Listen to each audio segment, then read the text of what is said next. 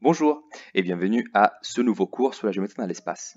On va commencer par corriger l'exercice qui était à faire pour aujourd'hui, qui va nous rafraîchir la mémoire par rapport à ce qu'on avait introduit, c'est-à-dire le repère dans l'espace et les coordonnées dans l'espace. Voilà.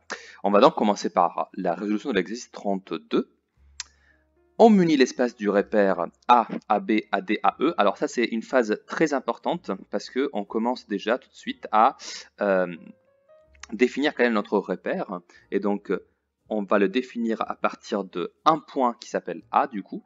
Et ensuite, trois vecteurs. Alors, ces trois vecteurs, ils vont être toujours correspondre dans l'ordre, et ça, c'est crucial, aux trois coordonnées X, Y et Z. Sinon, votre repère ne sera pas cohérent. D'accord? Peu importe si AB, ça ne correspond pas vraiment à une direction horizontale, on va quand même l'appeler X. Ici, dans le cas qu'on regarde, ça correspond effectivement à ce à quoi on s'attend, donc une direction horizontale, mais voilà, ça ne doit pas forcément être le cas. D'ailleurs, il y a des exercices un peu pièges dans lesquels ça pourra vous arriver. Donc lui, c'est notre premier vecteur. Je le mets un peu en évidence parce que c'est important de ne pas l'oublier. Donc lui, ça va être notre vecteur X. Ensuite, AD, c'est Y. Je resserre un peu autour pour que ce soit clair. Donc que le vecteur Y, c'est AD, c'est celui-là du coup. Voilà. Et enfin, Z, c'est AE. Donc c'est un vecteur juste là. Voilà, je le mets, je l'assure un peu pour que ce soit clair que c'est ces trois-là qu'on a fixés pour, en gros, faire notre repère. Alors, une chose à remarquer, oui, c'est un repère, même si ce n'est pas orthonormé. Alors ici, effectivement, les angles entre les trois vecteurs AB, AD et AE ne sont pas forcément des angles droits. Mais on s'en fout, ça marche quand même. D'accord? Donc, on va juste utiliser ce repère et noter les autres coordonnées des points. Donc, on commence par la question 1, B, F, G et H. C'est long, c'est ce repère qu'on a défini. Voilà. Alors, ça va être relativement facile. Je vais me noter du coup les coordonnées juste à côté. On commence par la coordonnée du point B. Alors, pour B, j'ai parcouru une seule fois le vecteur AB et les autres, pas du tout. Donc, en partant de A, j'ai juste fait une fois AB et je suis arrivé déjà en B. Donc, B, ce sera 1, 0, 0. F, lui, ce sera du coup, j'ai parcouru une fois le vecteur AB et une fois le vecteur AE pour arriver jusqu'à F. Donc, ce sera 1, 1, 0. Excusez-moi, j'ai fait une petite erreur. Le vecteur que j'ai parcouru, c'est le vecteur AE, mais le vecteur AE, du coup, c'est dans la position Z. Donc, ici, je dois mettre 1, 0, 1. Excusez-moi. Ensuite, le point G.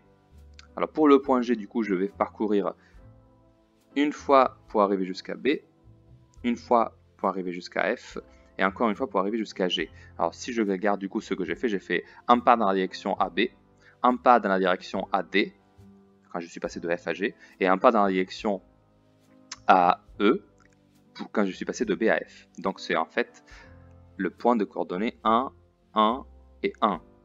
Et enfin, le point H, lui, il aura comme coordonnées, eh bien, je vois très bien que je ne passe pas par le vecteur AB, je passe une fois par le vecteur AD et une fois par le vecteur AE. J'espère que c'est clair pour tous. Voilà. Donc là, j'ai identifié les 4 points qui m'ont été demandés. Voilà, je peux barrer la première question. Maintenant, on va nommer I et J les milieux respectifs de HG et EH. Avant de continuer, je vais les noter. Donc, ce sont les milieux respectifs de HG et EH.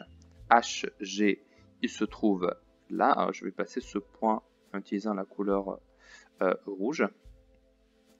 Voilà. Donc, HG, ça va être I. HG, ça veut dire que je me place ici. Ça va être mon point I. Très bien. Et ensuite, j'ai J, le milieu du point EH. Alors, EH, c'est plutôt par là. Donc, le milieu, il est situé juste là. Et ça va être mon point J. Très bien. Très bien. Et ensuite, j'ai K, le centre de BCGF. Alors, BCGF, c'est donc cette face-là. Son centre, il se trouve au milieu des diagonales, ne l'oublions pas. Donc au croisement des diagonales, excusez-moi, ça je l'ai très mal prise. Voilà, ça ressemblera plutôt à ça. Donc, excusez-moi. Alors, je vais essayer d'être le plus précis possible. je vous conseille de faire pareil. Voilà. Je crois pouvoir affirmer que je les trouve à peu près ici. Donc je vais essayer d'effacer tout le reste. Voilà. C'est bon normalement. On l'a positionné. J'efface la ligne de construction. Et le point, c'est le point qu'on appelle K. Donc lui, ce sera mon point K. Et à la fin, j'ai le point L qui est le centre de ABFE. ABFE, c'est donc la face du front. On va plutôt donc tracer les deux diagonales. Voilà, une première diagonale et une deuxième. Voilà, je situe ici le point du coup. Et on a dit que on effaçait du coup tout de suite après les lignes de construction. J'en ai effectivement plus besoin. Voilà. Et du coup, ce qui me reste, c'est juste le point L. Voilà.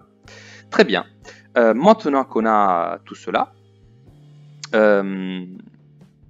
on peut passer à faire la question A, c'est-à-dire de déterminer leurs coordonnées. D'accord. Alors, déterminer leurs coordonnées, bah, du coup, ça va exploiter ce que nous, on sait par rapport aux propriétés des parallélogrammes ou aux propriétés des différents polygones qui composent les faces qu'on a considérées. Notamment pour les centres, ça va être nécessaire. Voilà.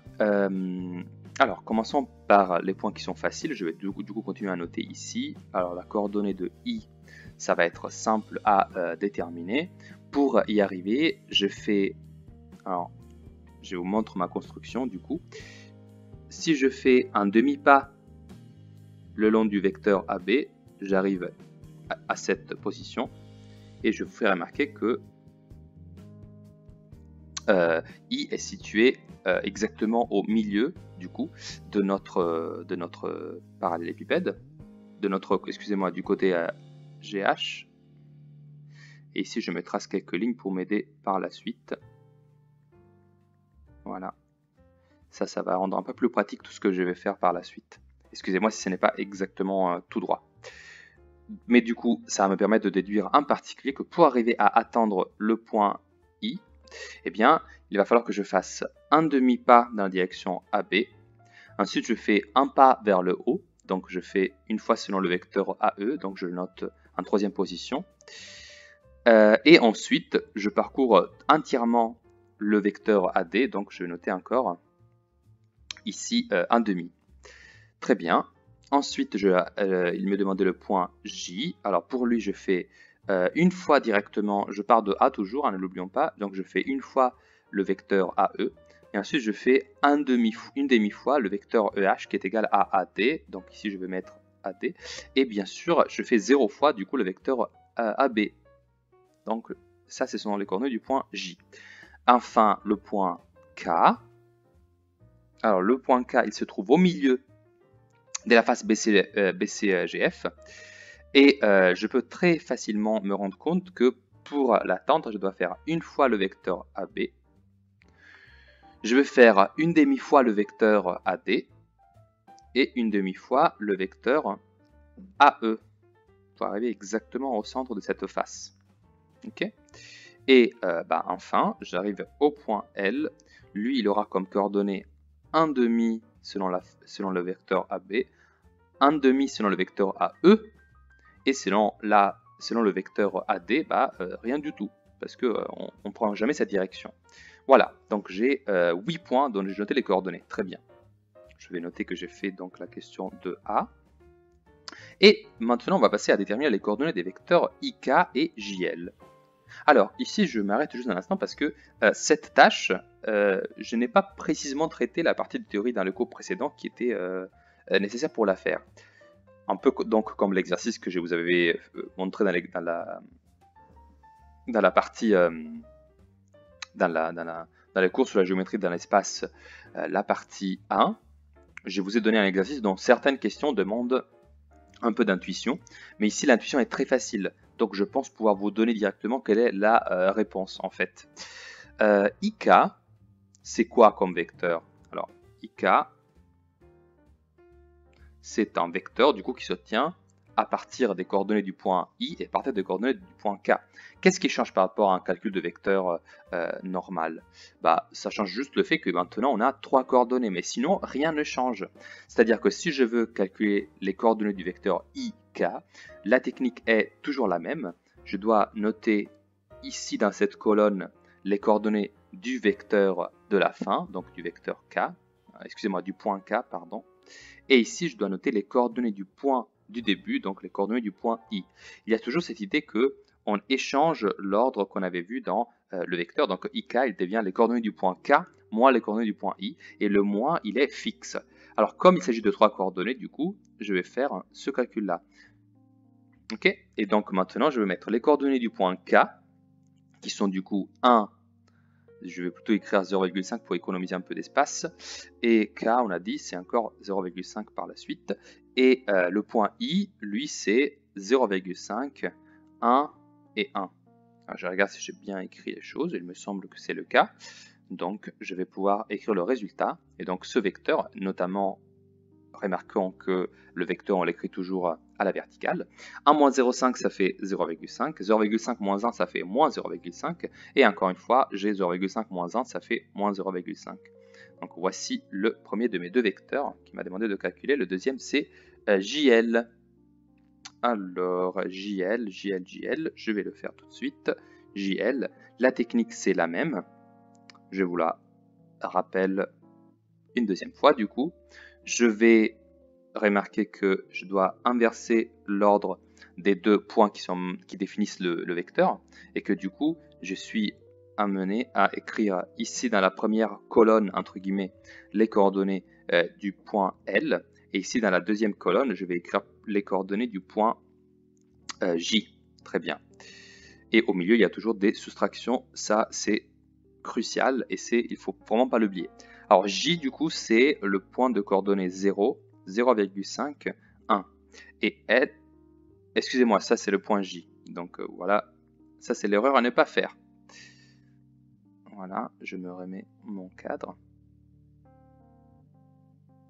Je commence à lire dans l'ordre les points. Alors, du coup, le point L, je disais, c'est 0,5, 0, 0,5. Voilà, je lis ces coordonnées juste là. Comme ça, je vais peut-être moins me tromper. Et J, il est là. Je lis donc ces coordonnées et elles sont 0, 0,5, 1. Donc, ce vecteur-là va me donner comme résultat 0,5, moins 0,5 et moins 0,5 encore une fois. Alors, ici, on peut remarquer quelque chose. En effet, si on regarde ce vecteur, ces trois coordonnées, et ce vecteur, ces trois coordonnées encore une fois, eh bien je remarque que les deux vecteurs ils sont égaux. Donc je peux déjà marquer que le vecteur IK est égal au vecteur JL. Ok, super. Mais alors, bon, ça je peux le marquer, je vais dire que j'ai fait la question B. Et enfin, il me demande de déduire la position relative de droite IK et JL. Ah, maintenant, vous voyez pourquoi il nous a fait faire ça.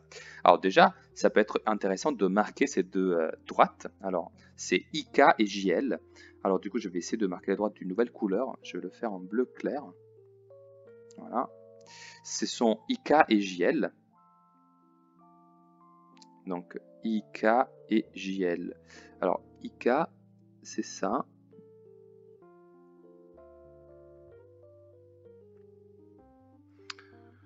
J'essaie de faire au mieux que je peux. Voilà, il faut imaginer que c'est cette droite-là. Et l'autre droite, c'est JL. Donc, c'est cette droite-là. Voilà. Donc, les deux vecteurs qui donnent la direction, si on peut ainsi dire, donc les vecteurs directeurs, sont celui-là. C'est le vecteur... Ah non, c'était JL, je crois. Donc, je reviens en arrière. C'était JL, donc c'est dans cette direction-là. C'est ce vecteur-là, le vecteur directeur. Voilà. Et l'autre, c'est IK. Voilà. Donc, c'est cette situation-là. Eh bien, la position relative de ces deux droites devient tout de suite très très très simple. Eh bien, on peut affirmer qu'elles sont parallèles, parce que leurs deux vecteurs directeurs sont collinéaires, en fait ils sont même égaux.